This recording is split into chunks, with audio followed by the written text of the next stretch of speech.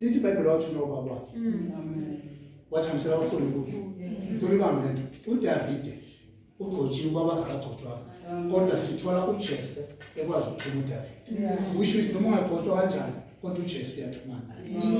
ngathiwa uyibredwina kodwa uJesu uyathumana